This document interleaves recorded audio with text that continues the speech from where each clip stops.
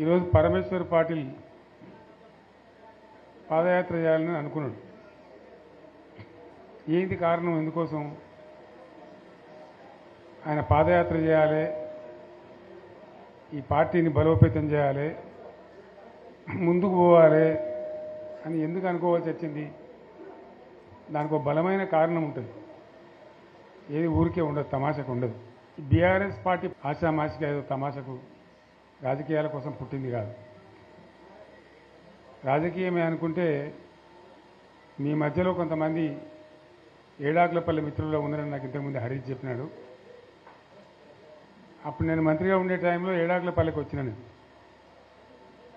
ఆ ఏడాకులపల్లి చెరువు ఇవాళ పడుచుకోకపోతే ఆ రోజు నేనే నిలబడి బ్రహ్మాండంగా చేస్తే ఇప్పుడు ఆ చెరువు అన్నం పెడతా ఉంది. మనకు అధికారం లేకపోవడమో, పదవులు లేకపోవడమో, రాజకీయాల కోసమో పుట్టిన పార్టీ కాదు ఇది. మీ అందరికీ కూడా నేను మనవి చేసేది ఏంటంటే, ఇలా పరమేశ్వర్ పాటిల్తో పాటు వచ్చిన మిత్రులు మీరు చాలా దీక్షతో వచ్చినారు. మిగతా మిత్రులు కూడా దయచేసి వచ్చిన వాళ్ళు నేను అందరికీ కూడా కోరేది, చారిత్రక సందర్భంలో తెలంగాణ అనేటువంటి ఒక జాతి ఇతరుల చేతుల్లో చిక్కి విలవిల్లాడి సర్వనాశనం అయిపోయిన పరిస్థితి. మీకు ఇంకో విషయం కూడా చెప్పాలి, మీరు జహీరాబాద్ నుంచి వచ్చినారు కాబట్టి. నేను ఉద్యమానికి ఇక పోవాలి, ఇక తప్పదు, తెలంగాణ అయితే తప్ప ఈ గడ్డకు విముక్తి రాదు, ఈ రైతులు బాగుపడరు, ఖచ్చితంగా 600 తేల్చుకోవాలని చెప్పి ఒక నిర్ణయానికి వచ్చినాయి. నిర్ణయానికి వచ్చిన తర్వాత రంగారెడ్డి జిల్లాలో నాకు ఒక భూమి ఉంది. ఇక గవర్నమెంట్ ఇళ్లలో మనం ఉండొద్దు కదా ఉద్యమం చేసేటప్పుడు, ఇండిపెండెంట్గానే ఉండాలని చెప్పి నిర్ణయం చేసుకొని ఆ భూమిని అమ్మేసి బంజారాహిల్స్లో నేను ఉండే ఇల్లు కొనుక్కున్నాను.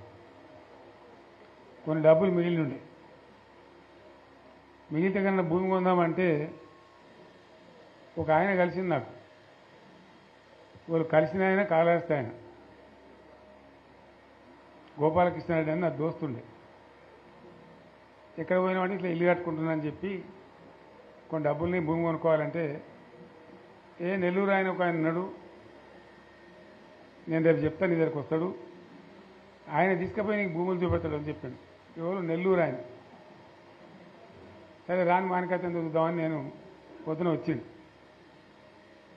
వచ్చిన తర్వాత పోదాం సార్ అని బయలుదేరినాం. బయలుదేరిన తర్వాత ఇక చక్కగా నారాయణఖేడ్ దాకా పోవాలి సార్ అని. సరే మంచిది పా అని చెప్పి సదాశివపేట కన్నా ముందు నుంచి చూపెడుతుంది నాకు. సదాశివపేట కన్నా జర ముందు నుంచి ఆడ 1700 ఎకరాలు ఆయనే అడ్వాన్స్ ఇచ్చింది. 1700 ఎకరాలు. ఇక ఆ నుంచి ముందుకు పోతుంటే ఇది పలానది, ఇది పలానది, ఇది పలానది చెప్పుకుంటా జైరాబాద్ టౌన్కి వచ్చింది.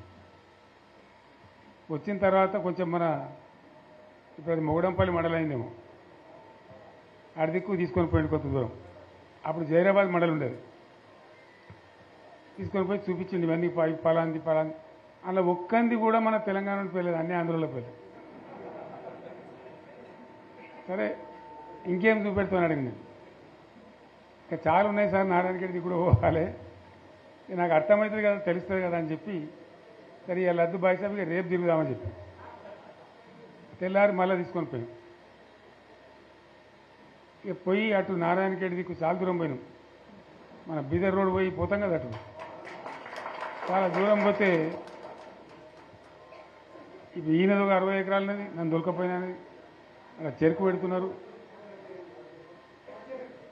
జరిగి మళ్ళీ మొగడంపల్లి ఇతరులకి జైరాబాద్ రూరల్ మండలం తీసుకొచ్చి వచ్చిన మన బుదేరా గుట్ట ఉంటుంది కదా, అసలు మట్టి గుట్ట ఎక్కించి నిలబడితే మొత్తం కనబడుతున్నాయి ఇట్లా మామిడి తోటలు, ఫామ్ హౌజులు. ఆడ చూపెడుతుంది ఇదే వాళ్ళదంటే ఇది సత్యరాజు గారిదండి 300 ఎకరాలు, ఇది పలానా అని అన్ని ఆంధ్రలో పేర్లే. మన జైరాబాద్ నియోజకవర్గంలో కూడా, నారాయణఖేడ్ నియోజకవర్గంలో కూడా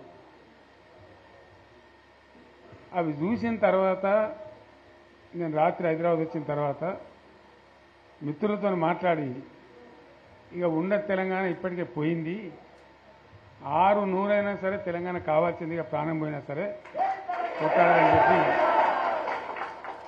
జైరాబాద్ నారాయణ ఖేడ్ చూసి వచ్చిన తర్వాతనే ఇంకింత బలమైన నిర్ణయం తీసుకొని మొండిగా పోరాటానికి పోయినాం.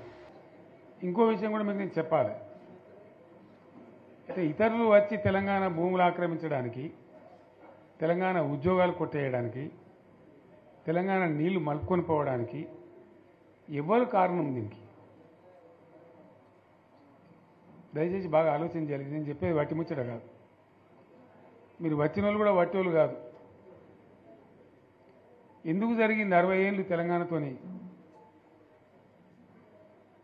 ఈ పరాశకాలు ఎవరు? ఆజ్ఞుడు ఎవడు? దీని కారకులు ఎవరు? ఇది చాలా ముఖ్యమైన విషయం. దయచేసి నేను చెప్పేది వినాలి. మీరు వెళ్ళిన తర్వాత మేమీ గ్రామాలలో చర్చ కూడా పెట్టాలని నేను కోరుతున్నాను. తెలంగాణ ఆగమైపోవద్దు కదా, నబటోని ముందర జారిపడద్దు కదా, మనకు కూడా చీము నెత్తురు పౌరుషం ఉండాలి కదా. ఏం జరిగింది? ఎవడు దీన్ని నాశనం పట్టించినాడు? ఎవడు? కాదు కాదు, మన తెలంగాణ వాళ్ళే. సింపుల్ ముచ్చట కదా. దోపిడీ చేద్దామని వచ్చేటోడు ఎప్పుడు దోపిడీదారుడే, కానీ వాడిని సర్దిగట్టినాడు ఎవడు? నేను ఉద్యమంలో చెప్పే కదా, కత్తి ఆంధ్ర ఉందే కానీ పొడిచేటోడు తెలంగాణ వాడే. వాస్తవం చెప్తున్నాను నేను మీకు. ఆ రోజు కూడా అదే కథ. తెలంగాణలో గట్టిగా ఉంటే ఆనాడున్న కాంగ్రెస్ నాయకులు సమస్య లేదు మాది మేము ఉంటామంటే ఎందుకు కలుపుతుంది ఆంధ్రతోని? ఏమక్కడ ఏర్పడుతుండే? మనోళ్ళ యొక్క తెలివి తక్కువతనము, బలహీనతనే మనల్ని జబర్దస్తి వంచబోయి ఆంధ్రలో కలిపింది. ఆ గోస 60 ఏళ్ళు అనుభవించినాం మనం. ఏం గోస అది నాకు అర్థం కాదు. లేక కాదు కదా. కరెంటుకి ఏం గోస పడ్డాం? ఏం పరాస్కలాడు మనతోని? ఒకడు బట్టలు ఆరేయాలంటాడు, ఇంకోటి అంటాడు. జోకులు మన మీద. ఆ ట్రాన్స్ఫార్మర్లు కాలిపోవడు, మనం లంచాలు ఇచ్చుడు. ఒకసారి యాడ్ చేసుకుంటే ఇప్పుడు మళ్ళీ కళ్ళకి నీళ్ళు వస్తాయి. ఎందుకు పడ్డాం అంత బాధ, అంత అవస్థ? ఆనాడు నేను వచ్చి తిరిగిన బాగా, కానీ నేను ఒక మంత్రిని మాత్రం నేను చేయగలిగేది తక్కువ. ఉన్నంతలో తిరిగిన మా బడంగపేట చెరువు కానీ, ఏడాకులపల్లి చెరువు కానీ, గొడిగాడిపల్లి చెరువు కానీ కొన్ని పనులు ఏదో చేయగలిగినాం అప్పుడు చేసేంతలో. కానీ ఎందుకైనా మంచిది ప్రాణం పోయినా సరే అని చెప్పి కొట్లాన్ని దిగినాం. కొందరు వెనుక, కొందరు ముందు. మనోళ్ళు జమ కావడానికి ఆలస్యం పట్టింది, టైం పట్టింది. కానీ తెలంగాణ తెచ్చుకున్నాం. ఒక 20-25 ఏళ్ళు గోసపడ్డ కరెంటు. 25 ఏళ్ళు కదా. మోటార్లు గాలుడు, ట్రాన్స్ఫారం గాలుడు, లంచాలిచ్చుడు, అంత గోసపడ్డటువంటి బాధను 6-7 నెలలనే 24 గంటలు అందరికీ కరెంట్ స్టార్ట్ చేసినాం. మరి కాంగ్రెస్ వాళ్ళు చాలా పెద్ద సిపాయిలైనా ఇది. ఒకరిని మించిన వాడు ఓడుండే. మరి వాళ్ళు ఎందుకు చేయలేకపోయింది 25 ఏళ్లలో? మన తెలంగాణ వచ్చినాక మరి మనం ఎట్లా చేసుకున్నాం నడుపుకున్నాం 7-8 ఏళ్ళు. మంచినీళ్ళ బాధ పూర్తిగా తీర్చుకున్నాం. ప్రతి ఇంటికి నల్లాల ద్వారా నీళ్ళు వచ్చినట్టు ప్రతి ఇంట్లో నల్లా పెట్టి నీళ్ళు ఇచ్చుకున్నాం. తెలంగాణ వస్తే లాభమైంది. మా ప్రజలకు కొన్ని మౌలికమైన బాధలు పోవాలి, కొన్ని అవస్థలు తీరాలని చెప్పి మిషన్ భగీరథ కావచ్చు, మరొకటి కావచ్చు, కరెంటు కావచ్చు తెచ్చుకున్నాం. 24 గంటలు కరెంట్ ఇచ్చుకున్నాం. ఏమైనా ప్రాజెక్టు చెరువు కింద నీళ్ళు తీసుకుంటే బంద్ చేసినాం. నీటి తీరువ రద్దు చేసినాం. అట్లా ఎన్నో సదుపాయాలు చేసుకున్నాం. రైతులకు బాగా జరుగుతుండే. అప్పుడప్పుడు ఏమవుతుంది, కొన్ని దుష్ట దినాలు వస్తాయి, చెడు గడియలు వస్తాయి. మనోళ్ళు కూడా అలవోకగా ఓట్లేసారు. మీరు గొప్పలో మీరు మాణిక్యరావుని గెలిపించారు. కానీ కొన్ని నియోజకవర్గాలలో నేను చెప్పినా కూడా అప్పుడు మంది మాటలు పట్టుకొని మారుమానం పోతే మళ్ళీ వరకు ఇల్లు కాలిపోతుంది, వీళ్ళని నమ్మితే అమాంతం మింగుతారు, మోసపోతాం. రైతు బంధుకు రామరామ అంటారు, దళిత బంధుకు జై భీమ్ అంటారు. వీళ్ళు ముంచుతారా నాయన అని చెప్పిన నేను. ఏమో మీ సంగతి ఎంతో చూద్దామని ఆయనతో వేసారు. వేసింది ఇరుకపోయారు, బాయిలో పడ్డారు, అయిపోయి ఉన్నాయి అన్ని వీక్ అయిపోయి మళ్ళీ మొదటికి వచ్చానా కైలాసం ఆడలో పెద్ద పాము మింగినట్టు అయింది మళ్ళీ. అంతే కదా, గ్యారంటీగా మంచిగా సంసారం జరుగుతుంది. ఇద్దరు తువ్వకొచ్చినాం, రైతులు ఇంత ముఖం తెలివి అవుతుండ్రి, ఇంత బాకీలు కట్టుకుంటుండ్రి. ఎంతోమంది పాపం సిటీలు వేసుకుందరు, ఏదో వేసుకుందరు. రైతు బంధు పైసలు పడితే ఎంత సంతోషం ఉంటుండే. ఆయన పోయిన ఇప్పుడు గంగలు గడిచిపోయింది. ఇప్పుడు వాడు ఇస్తాడో ఈడో భగవంతుని కనుక ఇచ్చినా కూడా మోసమే. ఏదో మళ్ళీ ఎలక్షన్ కోసం దానికోసం చేస్తారు తప్ప కడుపు నిండా ప్రేమను ఇచ్చేది గిట్లే ఉంటుందా? మనం ఉన్నప్పుడు కరోనా వచ్చింది. కరోనా వస్తే కూడా నేను రైతు బంధు ఆపలే. కరోనా వచ్చి రాష్ట్రానికి రూపాయి ఆదాయం రాకపోయినా వ్యవసాయం అయితే జరగాలి కదా, తప్పద్దని చెప్పి ఈవెన్ కరోనా ఉంటే కూడా రైతు బంధు ఆపలే. అంత ఒక నిర్ణయం తీసుకొని రైతాంగాన్ని నిలబెట్టాలని, కాపాడుకోవాలని చెప్పి ఒక 4-5 మంచి స్కీములు తెచ్చి వాళ్ళని కాపాడుకున్నాం. గౌరవంగా బతికిన రైతులు ఒక ధీమా వచ్చినండి. రైతు బీమా పడితే ఎంతమందికి సాయం జరిగింది? గుంట భూమి ఉన్న కూడా మంచిగా సాయం జరిగింది, చిన్న రైతు కూడా సాయం జరిగింది. అట్లా అందరికీ మనం గొర్రెల కాపలకు గొర్రెలు ఇవ్వడం కానీ, చేప పిల్లలు కానీ, అనేక రకాల అన్ని వర్గాల ప్రజలను ఎట్లా ఆదుకోని అట్లా ఆదుకున్నాం. మా తెలంగాణ కదా మేము తెచ్చుకున్నాం కష్టపడి. మా వాళ్ళందరి పైకి రావాలి. కాంగ్రెస్ గవర్నమెంటు, కాంగ్రెస్ పార్టీ మొదటి నుంచి కూడా ముస్లింలో ఓట్లేసుకున్న తప్ప ముస్లింలకు మనం చేసినరా? ముస్లిం మైనార్టీ పిల్లలకు, మన గిరిజన పిల్లలకు, మన ఎస్సీ పిల్లలకు, మన బీసీ పిల్లలకు ఎంత మంచి రెసిడెన్షియల్ స్కూల్ పెట్టుకున్నాం. అందరినీ కూడా ముందుకు తీసుకుపోవాలి.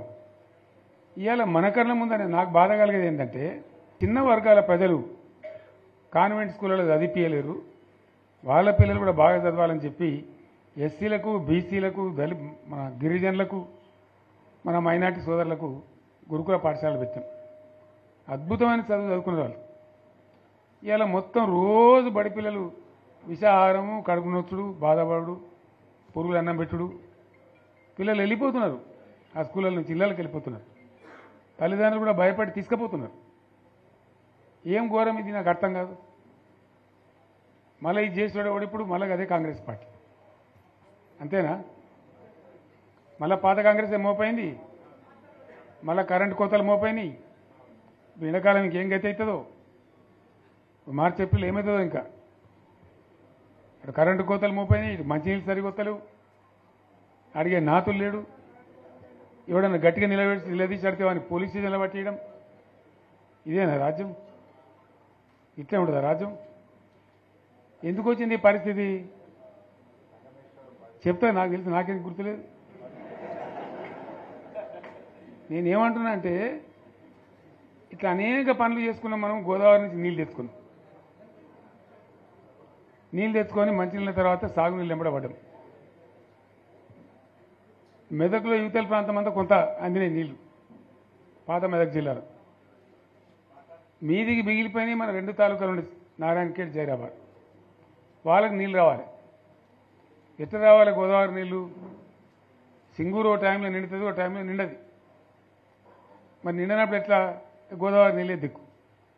ఇక్కడ ఏదైతే మల్లన్న సాగర్ కట్టామో 50 టీఎంసీలతోని, దీనికే లింకు చేసి సింగూరు నింపేటట్టు సింగూరు నుంచి లిఫ్ట్ చేసి సంగమేశ్వర, బసమేశ్వర అని 2 లిఫ్ట్లు పెట్టుకున్నాం.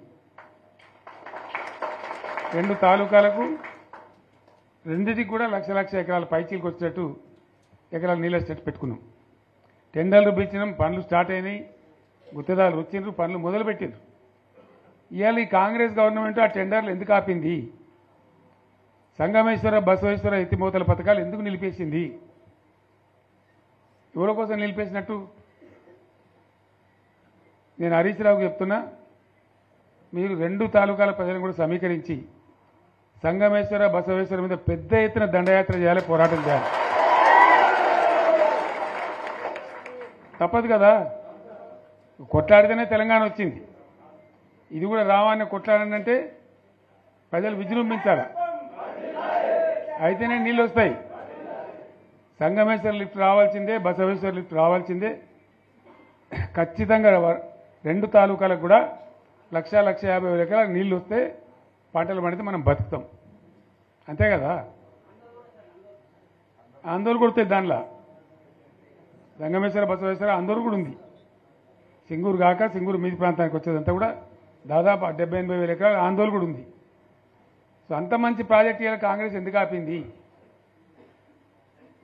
ఓ మినిస్టర్ రాడా, ఆయన ఆందోళన. మరి ఆయన ఏం చేస్తున్నట్టు? మంత్రి పదవులు, ముఖ్యమంత్రి పదవులు ఎందుకు? 10 మందికి మెయిల్ చేయడానికా, లేదా తమాషా చేయడానికా? డ్రామా కాదు కదా. కాబట్టి మనం వీళ్ళ మెడలు వంచి ఖచ్చితంగా వాటిని సాధించాలంటే పోరాటానికి సిద్ధం కావాలి. ఓపిక పట్టిన మనం ఓపిక పట్టలేదు. ఇప్పుడు 14 ఏళ్ళు అవుతుంది ఈ గవర్నమెంట్ వచ్చి. మనం ముందే అంటే మనం కన్నేరు అందరూ ఇంకోటి అందరూ ఓపిక పట్టినాం. ఇప్పుడు వాళ్ళు ఇక కుయ్యలేదు, కుట్టుకోలేదు, ఏం లేదు, మాటనే లేదు. అంటే మనం కొట్లాట చేయాలి. ప్రత్యక్ష ప్రజా పోరాటాలు లేవదీసి ఖచ్చితంగా ఈ ప్రభుత్వం మెడలు వంచి సంగమేశ్వర బసవేశ్వర సాధించాలి. అటువంటి అవసరం ఏర్పడితే పోరాటాన్ని నేను కూడా మీతో పాటు వస్తానని మనం చేస్తాను. తప్పదు. మరి మనకేం చేస్తాం?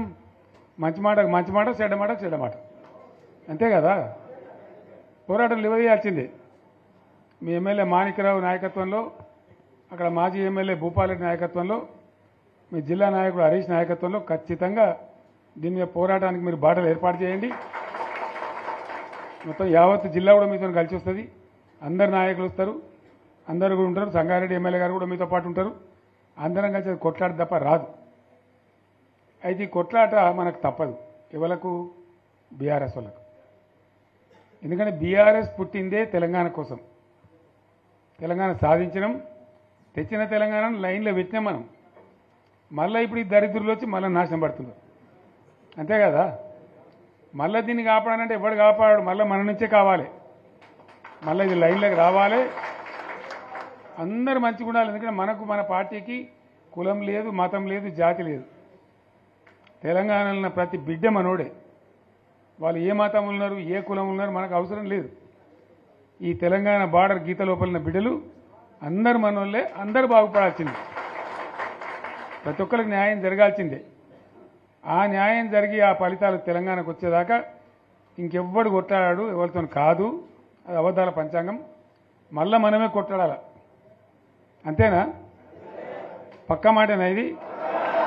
కొట్లాడదాం కదా. ప్రాణం పోయినా సరే తెలంగాణకు రక్షకులు మనమే. తెగించి కొట్లాడాల్సిందే. తెలంగాణ హక్కులను కొట్లాడాల్సిందే మనమే. కొట్లాడి తీరాల్సిందే. అలా రెండవ మాట లేదు. కాబట్టి దయచేసి అవసరమైన సందర్భంలో మీ జిల్లా నాయకులు పిలిపిస్తారు, రాష్ట్రం నుంచి నేను కూడా పిలిపిస్తాను. మీరు సిద్ధపడి ప్రత్యక్ష ప్రజా పోరాటాలు లేవదీసైనా సరే మన ప్రాజెక్టులు సాధించుకోవాలి, మన నీళ్లు సాధించుకోవాలి, మన ప్రజలకు అన్యాయం జరుగుతుంటే ఎదురు తిరగాలి, కొట్లాడాలి. తప్పకుండా ప్రజలకు న్యాయం చేసేదాకా మనం ముందుకు పోతూనే ఉండాలి. తెలంగాణ కోసమే బయలుదేరిన జెండా గులాబీ జెండా. తెలంగాణను సాధించింది గులాబీ జెండా. తెలంగాణను మంచిగా చేసి లైన్లో పెట్టింది గులాబీ జెండా. భారతదేశంలో నంబర్ 1 అనేక విషయాలలో చేసి సాధించి చూపెట్టింది గులాబీ జెండా. జర్రంత మోసం జరిగింది. ఆ జర్రంత మోసానికి ఇవాళ ఓడోడిగా ఉనుక మీద రోకలోనే దుంకులాడుతుండు, అంతే కదా. ఎందుకు వానికి దాని కూడా ఏమేమో మాట్లాడుతుండు. సరే, నేను గంభీరంగా మౌనంగా చూస్తున్నా. నేను కొడితే వట్టి కొట్టు నాకు అలవాట్లేదు కదా. నేను వెళ్ళినా అంటే మళ్ళీ భూకంపం పుట్టాలిగా. చూద్దాం ఎక్కడి దాకా చేస్తారో, వీళ్ళ కథ ఏందో చూద్దాము. మనోళ్ళందరూ కూడా ప్రతిపాదిస్తుంది ఏంటంటే, 1 సంవత్సరం జరిగిపోయింది. సంగమేశ్వర ఆన్నే పన్నది, బసవేశ్వర ఆన్నే పన్నది, పాలమూరు ఎత్తిపోతల పథకం ఆన్నే పన్నది, కాళేశ్వరం అట్లా ఎండబెడుతున్నారు. ఇవన్నీ అన్యాయాలని. కాబట్టి ఫిబ్రవరి నెలాఖరులో ఒక పెద్ద బహిరంగ సభ పెట్టాలి, వీళ్ళ కథ చూడాలి అనేది జరుగుతూ ఉంది. కాబట్టి మీరు కూడా పెద్ద ఎత్తున దయచేసి ఆ సభకు కదిలి రావాలి. అంత దూరమే ఉండదు.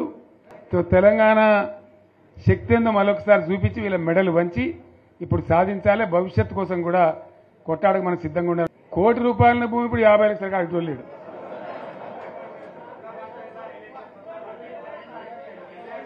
ఈ ఒక్కని బాధగా ఉంది వచ్చారు హైదరాబాద్కి అందులోకి ఇద్దరు ముస్లిం సోదరులు వచ్చారు साहब सोप तबाह हो गया इफलासी मुफ्त क्या तबाह हो गया तुम्हारे क्या हो तुम हैदराबाद में तुम लोग हैं मेरा कारोबार है साहब मेरा छोटा मोटा कारोबार है होटल भी है 70% गिर गया अब हर कोई पूछ रहा है हर कोई केसीआर को याद कर रहा है साहब अंటారు వాళ్ళు మాట్లాడుతున్నారు ఎక్కడ ప్రతి ఒక్కరు భూముల ధరలు పోయినాయి మన్ను పోయినాయి మసానమే అన్ని పోయినాయి ఎంత మంచిగా 4 ఎకరాల రైతు నేను 4 కోట్ల ఆసామని అనుకుంటుండే అంత ధీమా ఉండే ఎంత బాగుండే హైదరాబాద్ నుంచి అడిగితే కూడా వచ్చి మనం ఇయ్యకపోదాం భూములు డిమాండ్ పెరగానని అంత బ్రహ్మాండంగా మారుమూల ప్రాంతంలో కూడా 40 లక్షలు 50 లక్షలు ఎకరానికి ఉండే అటువంటిది సగానికి సగం పడిపోయి మొత్తం నాశనం చేశారు వీళ్ళని ఇట్లే వదిలిపెడితే ఇంకింత నాశనం అవుతుంది కాబట్టి మనం కొట్లాడాల్సిందే నేను ఇంకొక మాట మీకు చెప్తా ఎలక్షన్లలో నేను మస్తుగా చూసిన 50 ఏళ్లలో పార్టీలు గెలుతాయి ఓడతాయి ఇంత మాయలు మీ ఏడాది లోపలనే కాంగ్రెస్ పార్టీ దొరికితే కొడతాం రానంత కోపంలో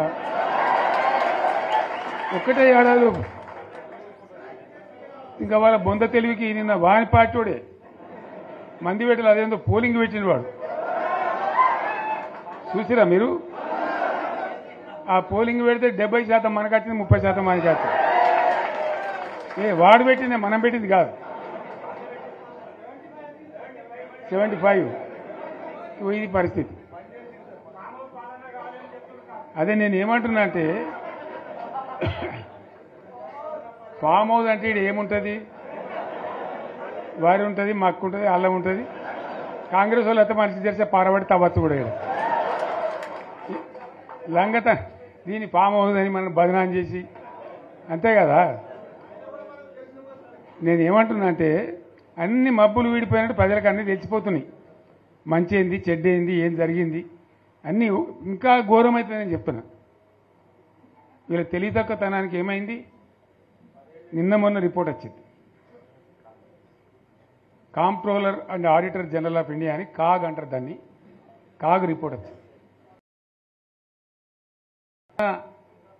గవర్నమెంట్లో వచ్చిన ఆదాయం కంటే 13,000 కోట్ల రూపాయల ఆదాయం తగ్గిపోయింది ఇంకా మార్చి పోయే వరకల్లా ఇంకో 3-4 కోట్లు అవుతుంది అంటే 15,000 కోట్ల ఆదాయం పోతుంది 15,000 కోట్లు పెంచుకుంటూ పోయినా నేను చెప్పి చేసుకుంటూ పోయినాం ఏడాదికి 10 నుంచి 15,000 కోట్ల ఆదాయం పెరిగేది మన టైంలో అంత జాగ్రత్తగా మనం వ్యవహారం చేసినాం ఇవాళ ఉల్టా 15,000 కోట్లు పడిపోయింది ఇంకా వాడేమి ఇస్తాడుగా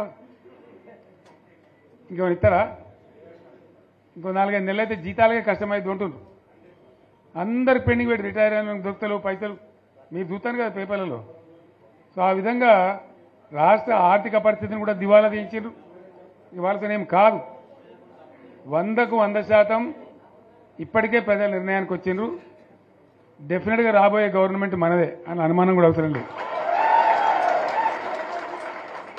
ఏమాత్రం అనుమానం అవసరం లేదు ఆ విధంగా పరిస్థితి ఇప్పటికే తయారై ఉంది కాబట్టి దయచేసి నేను మీ అందరినీ కోరేది మీకు మంచి ఎమ్మెల్యే ఉన్నాడు మాణిక్రావు గారు ఆయన నాయకత్వంలో మంచిగా పనిచేసి మంచిగా ముందుకు పోయి చాలా చక్కగా మంచి ఫలితాలు భవిష్యత్తులో సాధించాలి పరమేశ్వర్ పాటిల్ గారికి వారి వెంట వచ్చిన మిత్రులకు నేను ప్రత్యేకంగా ధన్యవాదాలు చెప్తా ఉన్నా